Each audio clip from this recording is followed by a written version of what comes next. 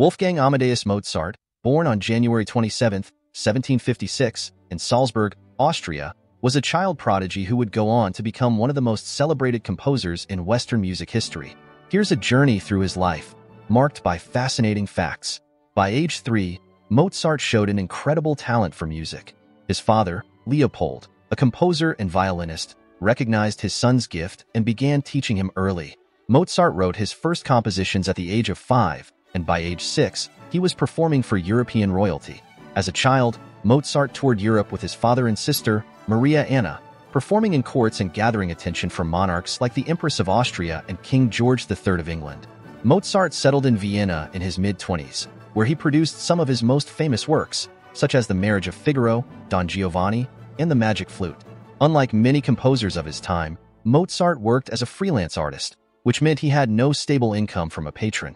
This independence was both a blessing and a curse, as financial instability often troubled him. Mozart became a member of the Freemasons, which influenced some of his later works, such as The Magic Flute. In 1782, Mozart married Constanze Weber, a singer. Their marriage had its ups and downs, but they had 6 children, though only 2 survived infancy. Despite his fame, Mozart often struggled with money due to his lavish lifestyle and lack of financial management. He frequently borrowed from friends. In 1791, while composing his famous Requiem, Mozart fell seriously ill. There were many theories surrounding his illness, from poisoning to trichinosis, but most historians believe he died of rheumatic fever or kidney failure. Mozart died on December 5, 1791, at just 35 years old, leaving the Requiem unfinished. It was later completed by one of his students, Franz Xaver Sussmayr. Despite his fame, Mozart was buried in an unmarked grave, following the customs of the time for those without noble status.